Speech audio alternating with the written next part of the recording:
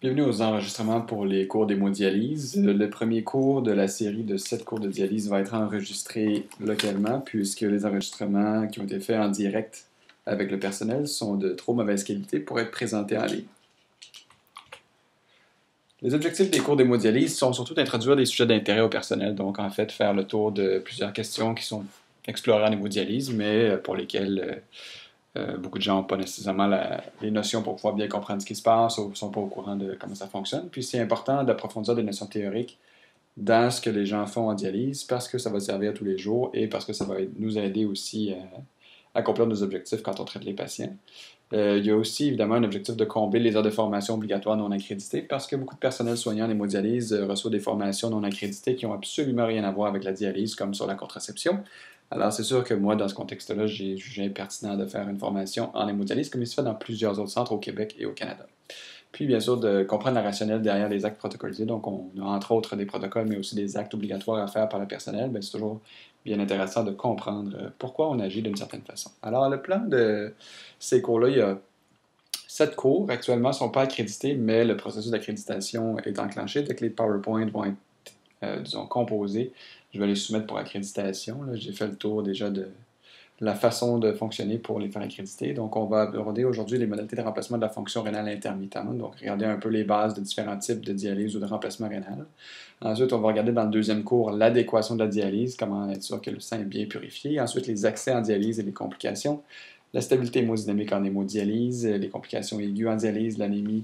Et puis, en dernier, ça va être plus un survol des autres pathologies néphrologiques parce que la néphrologie, ben, c'est pas juste la dialyse. Puis souvent, c'est des patients qui arrivent en dialyse, ben, ils ont une historique de maladie rénale habituellement. Donc, ils n'arrivent pas tous en dialyse là, sans histoire. Alors, c'est intéressant de savoir d'où viennent les patients. Puis, ils ont souvent des traitements qui sont encore actifs en lien avec leur maladie néphrologique. Bien sûr, le contenu va s'adapter progressivement avec l'administration des cours parce que j'ai aucune idée de qu'est-ce que le personnel infirmier connaît. J'ai jamais vraiment donné de présentation du personnel infirmier avant parce que dans notre formation, on présente seulement qu'il y a d'autres médecins. Alors, vous pourrez aller à mesure me donner du feedback là, pour qu'on puisse s'ajuster. Les cours vont être donnés, c'est comme sous forme de présentation magistrale, donc des cours qui vont durer à peu près 45 minutes. Il y a des questionnaires interactifs tout au long. Je vais essayer de les rendre intéressants tout au long des présentations. Et puis, il va y avoir du matériel supplémentaire en ligne, incluant les cours là, que vous voyez, bien, ça c'est en ligne. Puis, vous pouvez avoir accès via le site nefro.ca qui va tranquillement se construire dans les prochaines semaines. Et puis, il y a aussi une retransmission différée sur YouTube. En fait, ce que vous écoutez, c'est un peu ça en ce moment. Et le financement de tout ça est rendu possible avec la contribution de la compagnie Janssen. Les questions pendant les présentations vont être posées. C'est seulement pendant les présentations en direct que ça fonctionne. Avec un système de Poll Everywhere, les questions vont être envoyées à vos appareils connectés à Internet. Donc, votre iPod, votre iPad, votre iPhone, votre ordinateur, peu importe. Tant que c'est connecté à Internet, vous allez pouvoir recevoir les questions.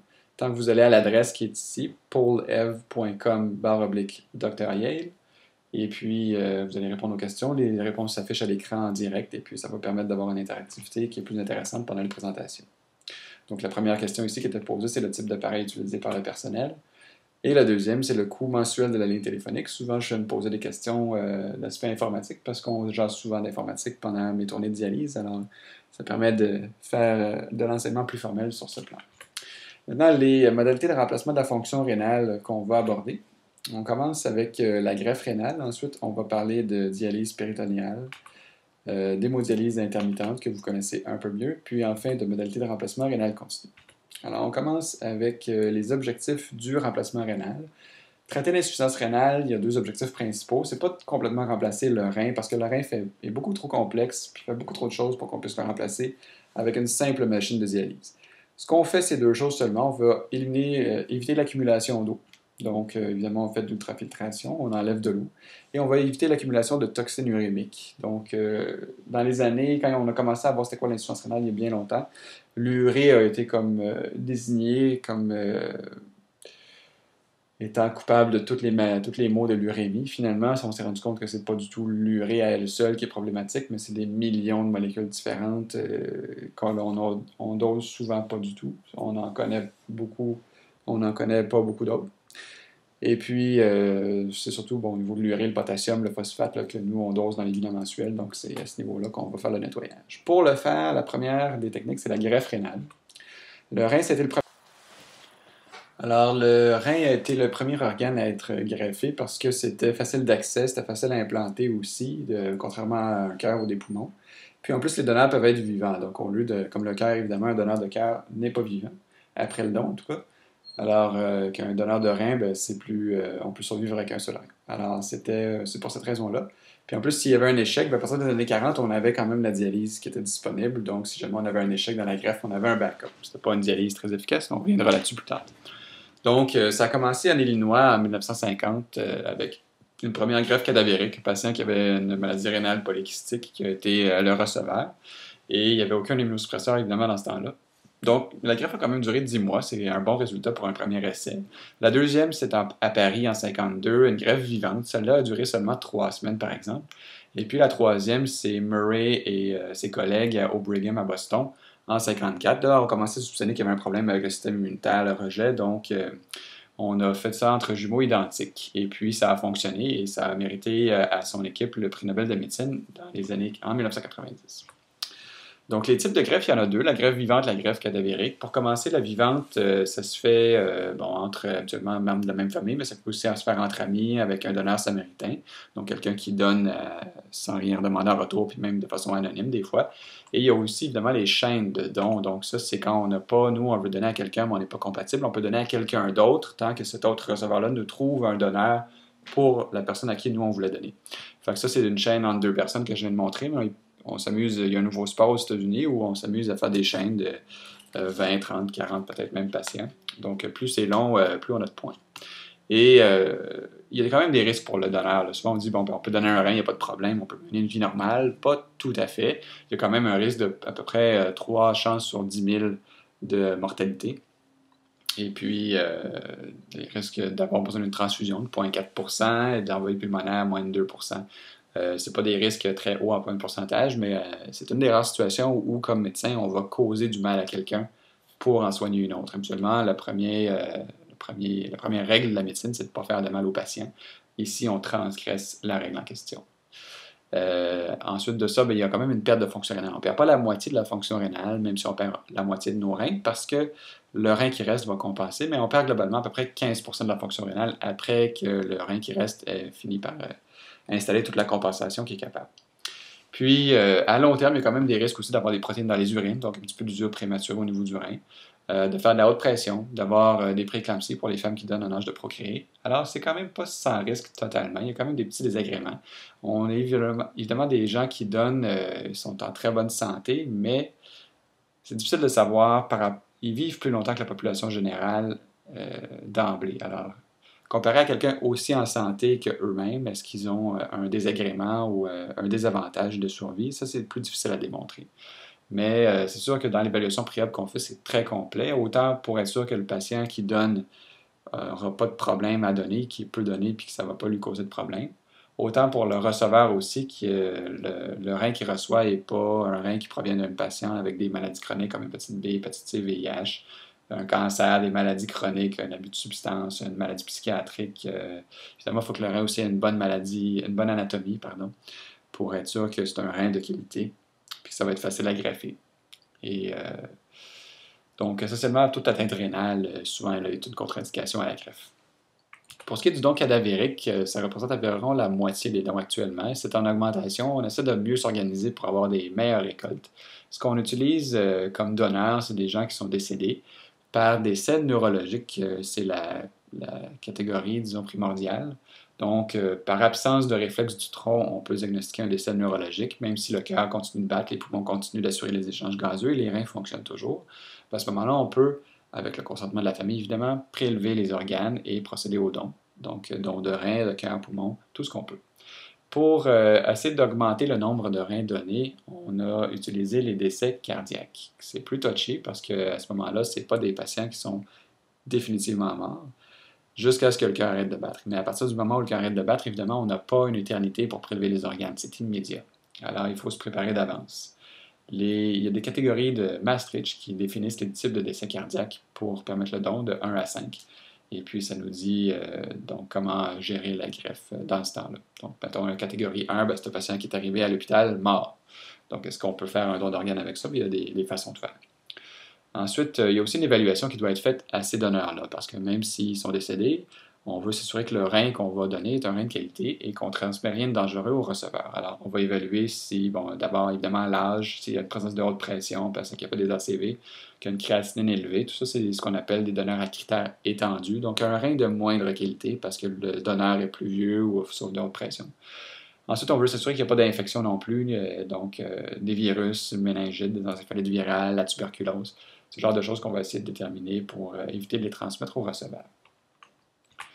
Le système immunitaire est assez important dans la greffe, comme on l'a vu dans l'historique. Fait que, il y a différents éléments qu'on regarde pour ce qu'on appelle la compatibilité. Il y a le système ABO qu'on connaît bien, donc les compatibilités des groupes sanguins. On essaie toujours de donner entre personnes dont les groupes sanguins sont compatibles. Cependant, les Japonais ont commencé il y a plusieurs années à faire des dons entre des groupes sanguins non compatibles. Et ça, on trouvait que c'était un peu niaiseux au début. Ça a commencé à faire du chemin, puis ça se peaufine et se raffine tranquillement avec les années. Puis il y a le système HLA, le Human Leukocyte Antigen, HLA ou MHC en français, qui est un système de reconnaissance du soi pour le système immunitaire. Ça permet de savoir si la cellule, c'est ma cellule ou c'est pas ma cellule. Donc, est-ce que je la laisse vivre ou je la détruis? Et puis, ce système-là, il y a plusieurs gènes, plusieurs dizaines. On ne les regarde pas tous parce qu'il n'y a personne qui serait complètement compatible à part des jumeaux identiques. Les seuls qu'on regarde, il y a 6 gènes principaux qu'on va regarder. Et ces gènes-là, on va déterminer s'ils sont les mêmes ou s'ils sont différents. Et si on a 6 gènes pareils chez le donneur et le receveur, on a une compatibilité 6 sur 6. Ça augure bien, ça va être plus facile. Si on a moins de compatibilité, peut-être mettons 2, 1 sur 6, ben là c'est moins compatible. C'est moins intéressant pour la greffe. Ça ne nous empêche pas de greffer, mais ça nous dit qu'il va peut-être falloir immunosupprimer davantage. Alors, pour faire l'immunosuppression, ben, il y a deux moments dans la vie du greffé. Il y a l'induction, où là, c'est le jour de la greffe. On va donner de la médication pour éteindre le système immunitaire, pour l'endormir, pour permettre l'implantation d'un rein qui n'est pas de soi. Donc, un rein qui n'est pas de la même personne. On utilise l'anticorps polyclonal, donc c'est thymoglobuline, c'est des anticorps qui sont faits avec technologie animale. C'est un anticorps qui va ratisser l'âge, qui immunosupprime beaucoup. Ou on peut utiliser des anticorps monoclonaux, donc c'est des anticorps faits synthétiquement qui sont un peu plus raffinés, si on veut. Le bacilliximab, le lemtuzumab, ces anticorps-là vont aller attaquer le système immunitaire et l'empêcher de réagir contre le rein qu'on vient d'implanter. Ensuite, il y a un traitement de maintien avec de la médication dont vous avez vu peut-être les noms là, chez certains patients qu'on a, entre autres à Saint-Jean, on a quelques patients qui ont été greffés du foie, par exemple, qui ont encore du tacrolimus à bord. Alors, vous comprenez d'où ça vient, ces médications-là. Donc, les corticostéroïdes, les inhibiteurs de la calcinurine, inhibiteurs de la prolifération des cellules T, inhibiteurs du mTOR, bloqueurs de la co-stimulation. Tous ces médicaments-là vont bloquer à différents endroits dans le fonctionnement du système immunitaire pour l'empêcher d'attaquer le rein. Par contre, ils ont tous leur lot d'effets secondaires. Il y en a beaucoup. Évidemment, les stéroïdes, c'est ceux qui en ont le plus, mais les inhibiteurs de la calcinurine, tous les autres, en fait, ont tous leur lot d'effets secondaires assez importants. En plus, il y a l'immunosuppression que ça amène, ça augmente le risque d'avoir une infection. Donc, il faut surveiller certaines bactéries, certains virus, certains fongies, des champignons, qui actuellement ne sont pas un problème chez la population en général, mais qui le deviennent chez ces gens-là, comme par exemple le BK-virus. BK-virus, vous n'avez jamais entendu parler, mais le BK-virus, il y a beaucoup de monde qui l'ont, qui ne le savent pas parce que ça ne fait absolument rien, mais chez quelqu'un d'immunosupprimé, ça peut causer des dommages au niveau des reins. Le virus CMV, cytomégalovirus, lui non plus, il ne cause pas grand problème chez la population en général. Chez l'immunosupprimé, il peut attaquer à peu près n'importe quel organe, puis ça fait des grosses inflammations, des problèmes. Alors, c'est important de surveiller ça. Et il y a aussi une vulnérabilité au cancer qui est amenée par l'immunosuppression parce que le système immunitaire sert aussi à éviter qu'on ait le cancer. Donc, il y a 3 à 5 fois plus de cancers solides chez les greffés que la population générale. Puis, il y a plus de lymphome, il y a plus de cancer de la peau aussi. Les patients greffés doivent avoir un examen dermatologique complet chaque année pour être sûr qu'il n'y a pas un cancer de la peau qui apparaît. Donc, c'est quand même pas greffé, ça ne veut pas dire guéri. Qui est-ce qu'on greffe? On va aller voir selon qui est-ce qui a des chances d'avoir des bénéfices, autant que possible. Les bénéfices, c'est selon les chances de décès par année. Ce qu'on voit, c'est que chez les hémodialysés, à peu près 6,3 fois plus de chances par année de mourir que la population générale. Le greffé, à peu près 3,8 fois. Donc, 2 fois moins de chances que le dialysé. Fait que c'est quand même un avantage de survie d'être greffé. On a plus de clairance. Le rein greffé est beaucoup plus efficace qu'une hémodialyse, qu'une dialyse péritonéale. Fait qu'on a un bien meilleur nettoyage. Alors c'est pour ça qu'on privilégie cette technique-là quand on peut. En gros, on considère que la greffe vivante est mieux que la greffe cadavérique. C'est souvent parce qu'on peut planifier la greffe vivante, on choisit le moment. La greffe cadavérique, on ne choisit pas. Il y a un donneur qui meurt, bon ben là, on lance le branle-bas de combat, on s'arrange pour faire une greffe, on appelle le receveur en catastrophe qui se présente à l'hôpital vite, vite, vite, souvent dans le milieu de la nuit.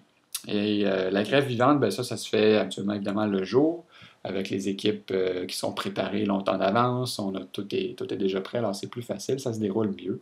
Alors en général, c'est plus facile. Puis en plus de ça, il n'y a pas de période où est-ce que le rein là, est longtemps sans perfusion, puis avec une période d'ischémie, c'est habituellement plus court que la greffe cadavérique. Alors on va greffer n'importe qui. Il n'y a pas vraiment de restrictions, sauf les suivantes. C'est sûr qu'il est passé d'un certain âge, on va s'éviter, mais il n'y a pas d'âge vraiment cut-off, un seuil là, pour dire à partir de cet âge-là, on ne greffe plus. Il n'y en a pas vraiment. Souvent, on va citer 80 comme étant la limite, mais c'est pas officiel. C'est sûr qu'à 80-95, on va se retenir. Il y a certaines comorbidités qui vont nous empêcher. Les patients avec l'obésité, ça a été un problème autant à Granby qu'à Saint-Jean, on a eu des patients qui souffrent d'obésité. Ces patients-là sont refusés en greffe parce qu'ils évoluent moins bien avec une greffe. Ils ont plus de rejet du greffon, plus d'infections, plus de gain de poids avec les médicaments, une moins bonne survie du greffon et du patient. Alors, on se retient de les greffer. Ceux qui ont une néoplasie, bien ça dépend. Un cancer qui est actif, évidemment, on ne greffe pas. Un cancer qui est guéri, bien là, on attend un certain nombre d'années selon le type de cancer. Une infection chronique active, on va se retenir, on va essayer de voir les contrôles. Il y a toujours des évaluations qui sont faites. Une espérance de vie de moins d'1 an, là, on se retient. Un patient qui est en psychose, évidemment, on ne le greffe pas. En abus de substance, non plus, on ne va pas greffer ces gens-là. Évidemment, ça fait toujours l'objet de discussion. Et puis, les patients qui ont fait un infarctus ou un AVC dans les derniers 6 mois, on attend quelques mois parce qu'ils ne sont peut-être pas assez en forme pour avoir une chirurgie de greffe. Les patients qui sont sur la liste de greffe et en attente, bien, ces gens-là ont quand même le loisir de choisir si oui ou non ils acceptent le greffe. Quand leur pagette sonne, puis là, on est tout excité, on rappelle, là, c'est le néphrologue qui est au bout du fil qui dit « Hey, j'ai un rein pour vous ». Alors, ce patient-là va quand même être exposé à voir s'il accepte ou non le greffon, puis le néphrologue aussi, il fait le même cheminement. Et puis, il faut qu'on décide, est-ce que oui, c'est un bon rein, ou bien, ah ben non, vous êtes un monsieur de très grande taille, avec aucune maladie, vous êtes jeune, puis là, on a un rein d'une vieille dame toute petite qui avait de la haute pression puis du diabète. C'est peut-être pas un bon rein pour ce patient-là. Alors, il y a toujours une question de choisir. Est-ce que ça vaut la peine d'attendre, mettons qu'on se fait présenter un rein qui est moyen, qui n'est pas si pire que ça, est-ce qu'on attend d'en avoir un meilleur ou bien on prend notre chance puis on y va? Il y a une étude qui a montré qu'il y a 40 ans, un patient qui a 40 ans, il peut se permettre d'attendre jusqu'à 2 ans puis de magasiner un peu son rein pour avoir ce qu'il y a de mieux. Alors qu'un patient de 65 ans, lui, ça ne vaut pas la peine de magasiner. Dès qu'on lui offre de quoi, tôt aussi bien de le prendre. C'est ce qui va avoir le meilleur bénéfice pour lui à long terme. Petite question sur les rudiments d'Internet, en quelle année ils ont vu le jour. On va en discuter au prochain cours là, des réponses. Parce qu'il y a beaucoup de gens qui se posent la question. Puis, peu de gens avaient la réponse. Dialyse péritonéale.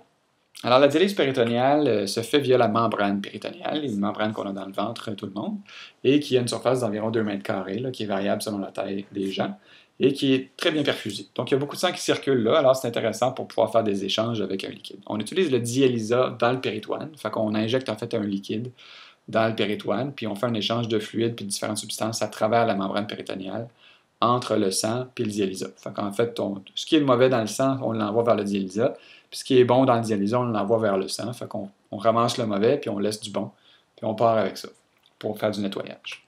La dialyse péritonéale, ça a commencé à peu près en 1744, les patients qui avaient des acides en Angleterre. Alors, on faisait des ponctions d'acide dans ce temps-là aussi. Évidemment, c'était peut-être moins raffiné qu'aujourd'hui. Puis, messieurs Hales et Warwick se sont dit que ce serait peut-être pas mauvais d'aider ces gens-là à guérir, donc on a infusé des solutions, 50% eau, 50% vin. Et puis, on s'est dit que peut-être ça allait les aider. On n'a pas la suite de l'histoire, malheureusement, si ça a été bénéfique. En 1877, on est quand même 150 ans plus tard. M. Wegener, chez le lapin, s'est dit que si jamais il introduisait différentes solutions dans l'abdomen, ben, il était curieux de voir qu'est-ce qui allait en sortir. Alors, il introduisait différentes solutions, différentes compositions dans les ventres de lapin. il laissait ça tremper, puis il ressortait ça, puis il voyait qu'est-ce qu'il y avait. Il a découvert que quand il injectait des solutions de sucre, ben, quand ça ressortait, il y avait plus d'eau que ce qu'il en avait mis initialement. Fait qu'en fait, il a découvert l'ultrafiltration en dialyse péritonéale. En 23, ben là, M. Ganter a fait le premier vrai traitement qui a peut-être, on peut dire, fonctionné là, de dialyse péritonéale. Une femme qui avait les urtères bloquées, il l'infusait avec un saline physiologique dans l'abdomen. Et puis, on a noté que les symptômes se sont allégés temporairement. Alors, ben, on s'est dit que ça avait aidé. La technique s'est raffinée entre les années 24 et 38 aux États-Unis et en Allemagne. Et puis après ça, il y a eu la Deuxième Guerre mondiale qui a peut-être aidé à ce que ça se raffine un peu plus. Alors, on a développé comme matériel le Tinkoff, le cathéter. C'est parce que dans ce temps-là, quand on faisait la dialyse péritonéale, on devait changer de cathéter à chaque traitement de dialyse. C'était évidemment un problème autant pour les patients qui se faisaient traumatiser que pour le personnel qui passait beaucoup de temps à juste faire des changements de cathéter. Alors, on a développé en 68 le Tinkoff par le Dr Tinkoff qui permettait de laisser le cathéter en place, ce qui est assez révolutionnaire. Ça a sauvé beaucoup de temps et de traumatisme. Et puis, c'est toujours disponible actuellement. C'est le même cathéter qu'on utilise, ou du moins un modèle très semblable. C'est toujours disponible pour achat d'ailleurs. Et le positionnement du cathéter est très important dans la cavité de l'abdomen. Il faut que le cathéter aille en bas, dans le fond de la cavité pelvienne. Dans le fond, il faut que ça aille chercher le liquide qui descend en bas. Fait que quand le patient est debout, bien, le liquide, évidemment, descend en bas. Si le cathéter est en haut, il ne peut pas aller chercher le liquide en bas. Alors, quand le ventre est plein de liquide, qu'on est prêt à aspirer, du liquide qui a été chercher les saletés dans le sang, ben, pour l'aspirer, il faut que le cathéter, c'est un peu comme une paille, là, aille aspirer ce cathéter-là. Si vous avez votre verre de jus et que la paille ne se rend pas au fond, ben, vous êtes pogné avec du jus dans le fond de votre verre pour toujours. C'est un problème. Et les solutions qui sont utilisées, ben, on a des sacs et tubulures, évidemment. Les solutions, c'est des solutions de dextrose ou d'écodextrine. Donc, comme on a vu chez le lapin tantôt, on a toujours du sucre qu'on met dans l'eau, puis c'est ça qui va aspirer plus d'eau pour faire notre ultrafiltration, parce que le patient qui urine pas, il faut qu'on aille chercher l'eau. Les électrolytes, on va mettre du sel, du magnésium, du calcium et puis une base, souvent du bicarbonate, pour aider le patient à ce qu'il y ait plus de bonnes choses et moins de mauvaises choses. Puis on va utiliser donc un pH qui peut être acide ou neutre. Là, ça a des implications au niveau de la façon dont on va stériliser les sacs. Ça dépasse les objectifs de ce cours. Donc la technique n'est pas très compliquée. On a le cathéter dans le ventre et puis on a le sac avec le liquide bleu, donc le liquide qui est propre. On l'injecte dans la cavité abdominale. Le liquide va aller ramasser les saletés dans le sang et puis ça va être extrait vers un sac de déchets, puis on le jette. Et ensuite, on recommence. Fait qu'on fait ça selon différents horaires. On a la DPAC, la DPAC, ambulatoire continu. À peu près 4 échanges par jour de 30 minutes. Il n'y a pas de régime là, absolu pour les échanges. On peut faire n'importe quoi en vérité. Donc ici, on va faire des échanges. Le 30 minutes, c'est la durée des manipulations. Là. Ensuite, donc on fait 15 minutes pour se vider, 15 minutes pour se remplir avec le prochain sac. Après ça, on part. On fait à peu près, mettons, 3-4 heures de temps. Là, on fait, mettons, notre travail, et puis après ça, bien, on prend sur la pause du dîner, on refait un autre échange. Après ça, on retourne faire nos affaires pendant que le liquide nettoie. Puis sur l'heure du souper, un échange, puis au coucher, un dernier échange, mettons. Ce serait un horaire là, de base. Le temps de contact est plus long avec cette technique-là, donc on a un nettoyage qui est peut-être permet d'aller chercher des molécules qui sont plus lentes à nettoyer, mais ça permet de le faire. Alors qu'avec la DPCC, la dialyse péritonéale en cycleur continu, la DPNI, la nocturne intermittente, là, on utilise un cycleur. Donc, c'est une machine qui est à côté du lit du patient la nuit. Il y a peut-être 15 litres, mettons, dessus. Là, c'est variable selon ce qu'on prescrit. Puis, là, la machine, pendant que le patient dort, il se branche à la machine. Puis, la machine va injecter de l'eau dans le ventre du patient pendant la nuit. Donc, injecte, mettons, 1,5 litre. Ça trempe là-dedans pendant 1h30, 2 heures. Réaspire le liquide, renvoie d'autres liquides propres, puis il fait ça, mettons, 6 à 8 fois pendant la nuit. Puis le matin, il peut être soit vide ou plein pour finir son dernier échange. Donc, c'est plus commode pour beaucoup de patients. C'est plus bénéfique chez des patients qui ont une certaine caractéristique de leur membrane péritonéale. Il y a des membranes qui échangent plus vite, des membranes qui échangent plus lentement. Donc, ça a des implications sur le type de prescription qu'on fait, mais par contre, l'aspect social ou les préférences du patient valent beaucoup aussi dans la prescription qu'on fait. Alors, le patient qui préfère le cycleur, ce qui est souvent le cas, peut avoir un cycleur, même si ce n'est pas nécessairement ce qu'il y a d'absolument mieux pour lui sur le plan médical, parce que c'est plus commode, ils n'ont rien à faire de jour, fait qu'ils sont plus libres, ça ressemble plus à une vie normale. Alors, c'est intéressant pour beaucoup de gens. Maintenant, la dialyse péritonéale a plusieurs avantages par rapport à l'hémodialyse, et c'est entre autres pour ça qu'on en parle aujourd'hui, puis que la raison d'être de ces cours-là, c'est qu'on veut souvent que le personnel d'hémodialyse soit bien familier avec la dialyse péritonéale, même si vous n'en faites pas, parce que vous en discutez avec les patients beaucoup plus que nous autres, et vous êtes plus en mesure de les convaincre que c'est intéressant de faire de la dialyse péritonéale que nous. Alors, c'est pour ça que c'est important que vous sachiez ce que c'est, puis qu'on vous expose les avantages et les inconvénients, pour que vous puissiez donner une image claire aux patients. Fait que les avantages par rapport à la dialyse, ben, c'est qu'il y a un retrait lent et physiologique des solutés et de l'eau. C'est-à-dire qu'en dialyse, en hémodialyse, c'est juste une séance de 3-4 heures. Ça fait sur le système, ça. En DP, ben, ça se fait beaucoup plus lentement. C'est à la vitesse des capillaires naturels du corps. Alors, ça se fait lentement, ça se fait tranquillement. Il n'y a rien de brusque. Un autre avantage, c'est qu'il n'y a pas d'accès vasculaire. Alors, c'est beaucoup plus dangereux d'avoir un accès vasculaire. Avoir un cathéter dans le cou qui descend jusque dans mon cœur, si ça s'infecte, c'est quand même dangereux. Alors qu'un cathéter dans mon ventre, c'est sûr que c'est dangereux aussi d'avoir une infection, mais c'est moins pire. J'aime mieux avoir mon infection dans le ventre que dans le cœur. Il n'y a pas de contact entre le sang et la membrane non plus. Ça cause de l'inflammation, on va le voir plus tard, ça cause toutes sortes de problèmes. Alors que là, mon sang n'est pas sorti de mon corps dans une machine pour se faire nettoyer avec tous les problèmes que ça peut impliquer. Il reste en moi, puis c'est juste que moi, j'envoie du liquide dans mon ventre, puis ça nettoie, puis ça ressort. Il y a aussi une meilleure préservation de la fonction rénale résiduelle. Puis ça revient un peu sur le fait que c'est plus lent et physiologique. Les patients qui arrivent en hémodialyse avec des reins qui fonctionnent encore, peut-être à quoi 8-10%, ben, ils vont perdre cette fonction-là dans les premières années de leur hémodialyse. Alors qu'en dialyse péritonéale, souvent, ça va toffer plus longtemps. Puis c'est précieux, cette fonction rénale résiduelle-là, parce que c'est un petit nettoyage, mais tellement meilleur que ce qu'on fait en dialyse, qu'on veut vraiment le garder. Alors, c'est un des avantages importants, ben, c'est que justement, c'est ce petit nettoyage rénal-là qui vaut tellement cher, il reste plus longtemps. Les patients ont aussi une meilleure qualité de vie et plus d'autonomie. Alors évidemment, les jeunes qui travaillent préfèrent de loin ça, mais beaucoup de patients âgés aussi vont le préférer. Il n'y a pas de limitation, justement, ces gens-là. On va le voir à la prochaine diapo. Il y a quelques désavantages quand même. D'abord, c'est plus compliqué à installer un petit peu le cathéter. Pas une chirurgie d'un jour. Les patients sont exposés au glucose. Parce que c'est du sucre qu'on utilise pour rappeler l'eau. Ben, le sucre, il y en a un peu qui est absorbé dans le corps quand même. Là. Fait que c'est à peu près l'équivalent de 700 calories dans une journée qui va rentrer de plus. Fait que c'est quand même une bonne quantité de calories. Puis les patients qui ont un diabète, entre autres, ben, on le sait, là, ils vont avoir plus de difficultés à se contrôler avec ça parce qu'ils ont tout le temps du sucre dans les autres. Ils font aussi à peu près une péritonite par année en moyenne, les patients.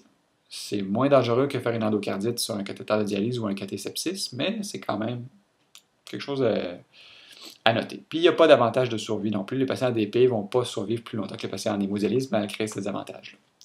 Il n'y a pas de vraie contre-indication à faire de l'ADP. Il y a des contre-indications, mais elles sont pas mal toutes relatives.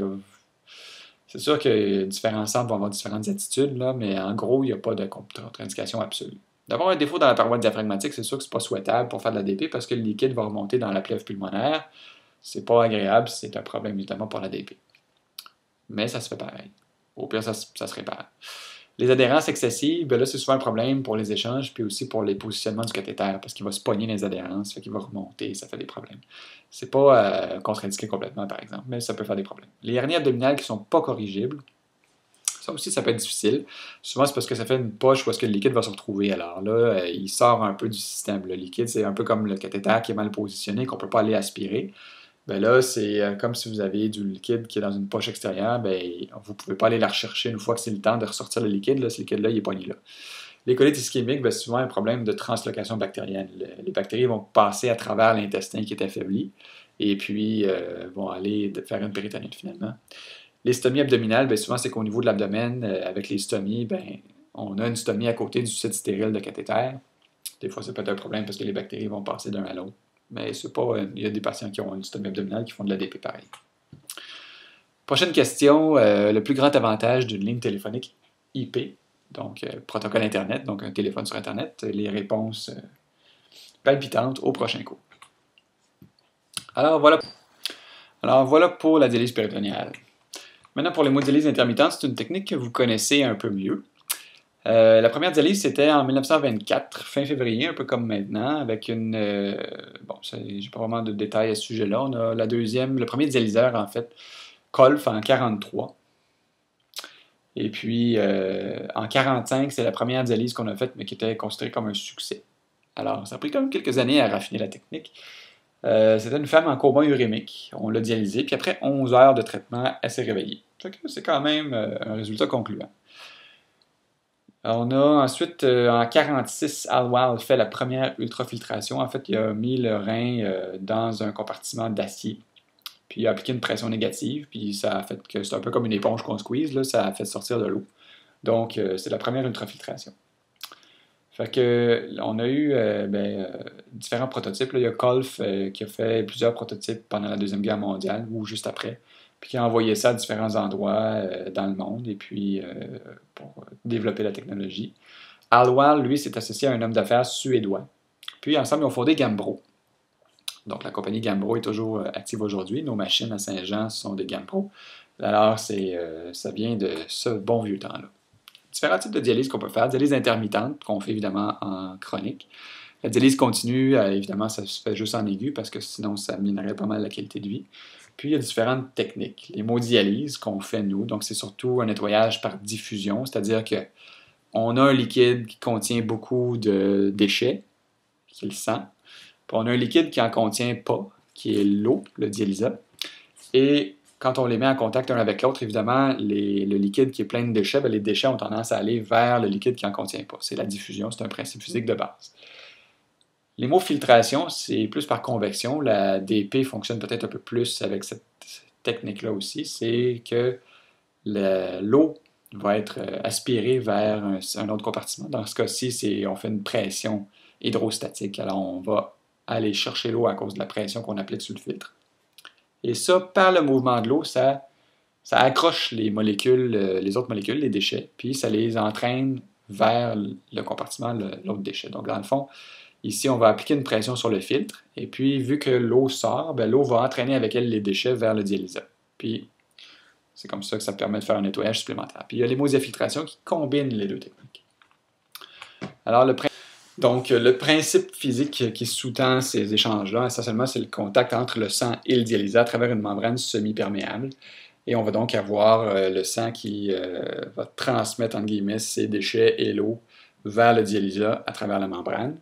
Et la petite vidéo explique un peu comment ça se passe. C'est les installations, ça vous êtes assez familier avec le setup. Là.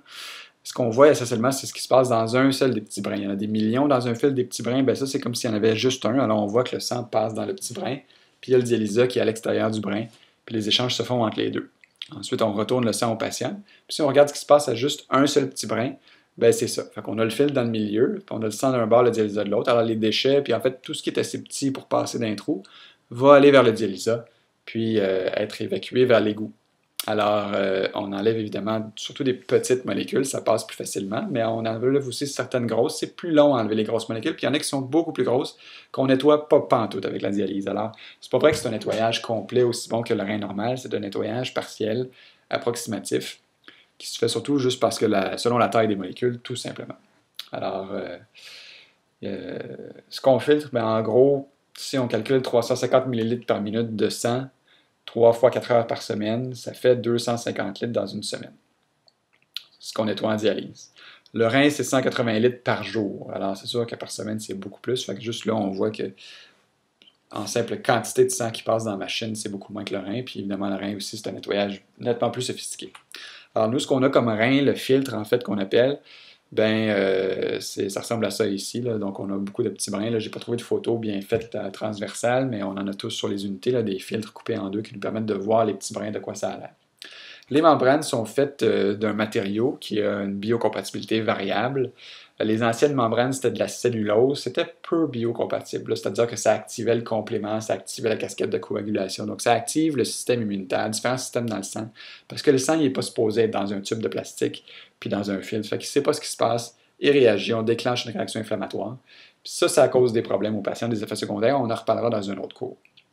On a des nouveaux polymères actuellement qui sont plus biocompatibles, donc qui ont moins tendance à activer les systèmes naturels du corps. Ensuite, il y a l'efficacité du filtre, là, qui se mesure avec le coefficient de transfert de masse multiplié par l'air. Et ça représente essentiellement la clairance maximale théorique. Donc, c'est la capacité de nettoyer le sang, si on veut, là, si on veut simplifier un peu les affaires. Ensuite, on a le flux. Ça représente la taille des trous dans la membrane, la taille des pores. Des plus petits trous, ça va permettre moins de mouvement des molécules de moyenne taille, alors que des plus gros trous, ça le facilite. Puis évidemment, des plus gros trous, ça permet aussi le passage, entre autres, d'endotoxines, de bactéries. Fait que ça implique d'avoir une eau d'une certaine pureté, là, si on veut avoir des plus gros trous. Ensuite de ça, bien, il y a le KUF, donc c'est la perméabilité à l'eau, à quel point c'est facile de nettoyer l'eau, parce que c'est assez important, c'est un autre, comme on l'a vu au début du cours, un des objectifs de la dialyse. Les excès, ça va faire l'objet d'un cours ultérieur. Je les mentionne brièvement. Il y a le cathéter, donc le jugulaire non tunnelisé, c'est celui qu'on met au soins intensifs en aigu là, ou en début de dialyse si on n'a pas réussi à mettre un tunnelisé, qui sort dans le cou, d'en face, très achalant, un petit peu moins stable, va tomber plus facilement. Donc évidemment, c'est pas quelque chose qu'on garde longtemps, puis certainement pas à la maison. Le jugulaire tunnelisé, à ce moment-là, lui, va sortir un peu plus loin, proche de l'aisselle. Et c'est le même principe, il est à la même place que l'autre cathéter en termes d'accès veineux, mais il ressort à un autre endroit au niveau de la peau. Alors, ce cathéter-là, c'est celui-là qu'on garde à long terme parce qu'il est bien solidement ancré, est plus agréable, plus confortable. La fistule artério-veineuse, on favorise plutôt cet accès-là pour différentes raisons dont on parlera plus tard. On a la fistule naturelle, donc celle qu'on fait juste avec une chirurgie, ou celle qui est avec un greffon. Donc les patients qui n'ont pas des vaisseaux qui permettent de faire une fistule, des fois on peut même faire un pontage, faire un pont entre l'artère et la veine avec un greffon qu'on met, là, du téflon, mettons. Puis ça permet d'avoir une fistule quand même, même si les vaisseaux du patient ne sont pas adéquats. Maintenant, on va parler de l'eau. Alors, l'eau a différents contaminants. Il y a des contaminants organiques, des contaminants inorganiques, donc des contaminants organiques, des bactéries, virus, inorganiques, de l'aluminium, du plomb, du fluor. Et les patients sont très exposés aux contaminants, beaucoup plus que nous. Nous, on boit, mettons qu'on boit 2 litres d'eau par jour, ça fait 14 litres par semaine, puis ça va dans l'intestin, c'est pas intraveineux. Là. Fait que c'est quand même assez sécuritaire. Le dialysé, lui, c'est 360 litres d'eau dans une semaine, puis c'est exposé à son sang, là, juste via une petite membrane. Puis en plus, ils n'ont pas de rein pour faire du nettoyage. Fait que ils sont beaucoup plus exposés à toutes les cochonneries qu'on peut retrouver dans l'eau. Fait qu'il faut la nettoyer davantage. Alors, si on regarde l'eau municipale, alors ici, c'est l'eau municipale en Polynésie française, à Tahiti. Alors, cette eau-là doit être filtrée. Donc, le premier, c'est le filtre. On enlève les grosses particules, les bactéries. Ensuite, on va avoir le charbon qui va enlever les pesticides, les herbicides. L'adoucisseur va enlever le calcium, le magnésium. On a ensuite l'osmoseur inverse. Oups, c'était dans mon animation. Alors là, l'osmoseur inverse, oui, qui va enlever 90% des ions, va enlever aussi des bactéries, des virus, des endotoxines. Le déioniseur, là, ça, c'est une résine d'échange qui va avoir échangé des H+, pour des cations, des OH- pour des anions. Donc, essentiellement, on va aller chercher des ions supplémentaires avec une résine spéciale pour vraiment là, enlever tous les ions autant que possible. Puis ensuite, on a une dernière ultrafiltration pour enlever encore des bactéries et des endotoxines. Et alors, l'eau circule à travers tous ces filtres-là dans notre circuit. Et c'est ce qui arrive à nos machines de dialyse pour faire la dialyse. Alors, l'eau, il y a 2 standards. Il y a l'eau purifiée et l'eau ultra pure, qui prend des systèmes un peu plus sophistiqués. L'eau purifiée, c'est celle qu'on a à Saint-Jean, à Granby, dans plusieurs unités au Québec. Et c'est une eau qui doit contenir moins de 100 colony forming units, donc comme ça qu'on quantifie les bactéries par millilitre. Puis, pas trop d'endotoxines non plus. Alors que l'eau ultra pure, là, ça nécessite un deuxième osmoseur inverse. Il faut que l'eau circule 24 heures sur 24 pour pas qu'il y ait de stase jamais. Il faut qu'il y ait un circuit qui est en acier inoxydable. Il faut qu'il n'y ait aucune coudure dans le circuit de tuyau pour pas qu'il y ait de stase bactérienne puis de biofilm qui se dépose. Alors, le standard, quand on fait des mesures de l'eau, il faut qu'il y ait moins de 0,1 bactéries de CFU par millilitre. Donc, 1000 fois moins, puis à peu près 10 fois moins d'endotoxines. Donc, c'est une eau qui est plus propre. Et il y a des bénéfices à avoir cette eau plus propre-là. Moins de mortalité cardiovasculaire, moins d'inflammation, donc on mesure avec le CRP puis l'interleukine 6, moins de bêta-2 microglobulines, plus de réponse aux agents stimulant l'érythropoïétine, donc plus de réponse à l'ARNS et à l'EPREX, meilleure préservation de la fonction rénale résiduelle, meilleur état nutritionnel. Donc, quand même plusieurs avantages. Par contre, ça coûte de l'argent. C'est ça, nécessairement l'objectif, mais de plus en plus, les unités au Québec se procurent l'eau ultra pure. Il y avait Sorel, Charlemagne qui l'ont eu rapidement, Saint-Hyacinthe qui l'a. Les autres, je ne suis pas au courant. Mais de plus en plus, ça pénètre le Québec. En résumé, donc, il faut retenir que la greffe reste la meilleure technique. Ensuite, on a la DB puis l'hémodialyse intermittente en dernier lieu. Il faut savoir que la greffe, en fait, le cheminement idéal de quelqu'un, c'est évidemment la greffe autant que possible, mais souvent, on commence à dialyse, on fait de la DP en attendant d'être greffé. Si on est greffé, tant mieux. Ça achète du temps. On achète peut-être 10-15 ans avec ça. Ensuite, le greffon, bon, ça ne t'offre pas très longtemps, là, toute la vie durant. Alors, on retombe en dialyse jusqu'à la prochaine greffe, idéalement en dialyse péritonéale. Puis peut-être qu'on va être greffé. Une fois que la dialyse péritonéale est terminée, dans le fond, qu'on ne peut plus en faire, parce que la membrane qu'on a dans le ventre est pas, elle va s'user avec la dialyse péritonéale. À un moment donné, on ne peut plus en faire. Des fois, il y a l'âge aussi, les patients sont plus capables, sont trop fatigués. Alors, on va passer en hémodialyse, puis entre-temps, toujours, si jamais on peut être greffé à un moment donné, ça va nous donner un sursis de 10 à 15 ans avec une greffe. Alors, c'est un peu le cheminement là, de la vie d'un patient avec une insuffisance rénale terminale. Dernière modalité maintenant, les modalités de remplacement rénal continu, qu'on ne fait pas à Saint-Jean, on ne fait pas à Granby, qu'on fait dans beaucoup de centres au Québec, puis c'est parce qu'il y a beaucoup d'avantages. Donc, les types de dialyse, souvent, bon, CVVH, là, comme je mentionnais souvent à différents membres du personnel qui ont mélangé les lettres dans différents ordres. CVVHD, c'est la dialyse. Donc, CVVH, c'est Continuous Veno-Venous Hémo. Puis là, on peut mettre dialyse, filtration ou diafiltration. Alors, c'est pas plus compliqué que ça.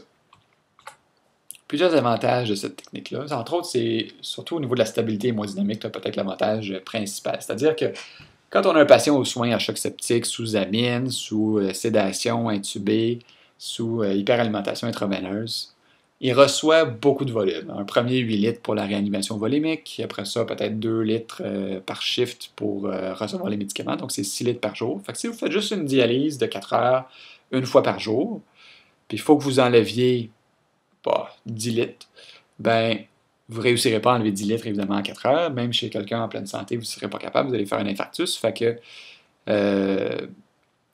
un patient qui est en choc septique profond, ben évidemment, ne pourra pas tolérer votre technique non plus. C'est toujours bon d'essayer d'enlever du volume parce que ça permet de ne pas avoir d'œdème pulmonaire, ça permet d'avoir une meilleure perfusion des organes. Ça a été démontré là, à plusieurs études que l'hypervolémie semble délétère. Alors, l'hémodialyse continue permet de corriger à mesure que le volume rentre, on peut le sortir en même temps. Fait que, mettons qu'on doit donner les antibiotiques qui sont dilués dans de l'eau, ben, on donne l'antibiotique avec l'eau, puis après ça, on enlève la même quantité d'eau, fait qu'on a quand même réussi à donner l'antibiotique sans enlever l'eau qui allait avec. D'autres avantages, ben, on a une correction en continu des métabolites, meilleure clairance hydrosodée, meilleure clairance des solutés, gestion plus facile des volumes, ça permet un meilleur rapport nutritionnel. Meilleur retrait des toxines intracellulaires, puis la machine est d'usage simple. Alors, le personnel des soins intensifs peut s'en servir. Ça permet en fait d'avoir seulement une infirmière pour le patient plutôt qu'une infirmière de dialyse en plus de l'infirmière des soins. Ça permet de mieux coordonner les soins aussi parce que l'infirmière de dialyse, là, de calculer comme je le faisais avec nos infirmières ici quand on a fait de la SLED, ben, c'était un petit peu compliqué, là, vu aussi peut-être qu'on est moins habitué, de calculer à mesure les solutés qui rentrent puis de sortir la quantité équivalente l'heure suivante. Alors que là, quand c'est la même infirmière qui programme les solutés, ben, elle sait combien 40, fait que c'est facile de dire combien qu'elle va sortir après. Fait que c'est peut-être un peu plus simple quand c'est géré par la même personne. Il y a différentes situations cliniques où est-ce qu'on privilégie ça. Par contre, c'est important de noter qu'il n'y a aucune étude qui a confirmé là, que c'est mieux absolument dans certaines situations, sinon on aurait déjà la machine ici. C'est surtout des études observationnelles parce que c'est très difficile de démontrer un bénéfice de mortalité, mettons, avec ces machines-là. Les patients meurent souvent de toute manière, peu importe ce que vous faites. Fait que c'est difficile de dire qu'il y a un traitement qui est mieux que l'autre parce qu'on l'a sauvé. On dit souvent on sauve personne anyway. Donc, il y a l'instabilité hémodynamique, évidemment, c'est comme on disait tantôt, une des situations où est-ce qu'on va s'en servir. Il y a des situations comme un syndrome hépatorénal, un sepsis, une insuffisance cardiaque décompensée, c'est des situations où est-ce qu'on va privilégier l'hémodialyse continue. Les risques de complications cérébrales, un patient qui est en œdème cérébral, un trauma, un ACV, ou même une insuffisance hépatique avec encéphalopathie, on va plutôt favoriser l'hémodialyse continue. Les besoins métaboliques augmentés, un patient qui est en sepsis, qui a des grosses brûlures ou qui est en insuffisance multi-organes, on va peut-être plus privilégier l'hémodialyse continue. Une surcharge massive en volume, une production active de lactate, comme une intoxication à la metformine par exemple, une lyse tumorale, une rhabdomyolyse, des hypos, les hyperthermies, toutes des situations où est-ce qu'on pourrait privilégier l'hémodialyse continue. Donc, peut-être important de l'avoir. Donc, c'est essentiellement le cours que je voulais vous faire, repasser les modalités de remplacement rénal rapidement. Et puis, pour reconsulter tout ça, vous pouvez aller sur nephro.ca pour à la section cours en hémodialyse. Là, vous allez pouvoir, vous inscrire au cours, mettre votre nom comme attestation de présence, parce que pour avoir vos crédits ou vos heures de formation, il faut que j'atteste de votre présence. Alors, vous pourrez me donner votre nom avec le petit formulaire qu'il y a sur le site Internet. Vous pouvez aller sur le post YouTube et puis il y a un lien sur le site internet vers les cours qui sont sur YouTube. Et puis vous pouvez m'envoyer des commentaires à mon adresse courriel qui est au bas de l'écran également pour qu'on puisse ajuster le contenu à mesure que ça va ou pour me faire part de vos autres commentaires autrement. À la prochaine.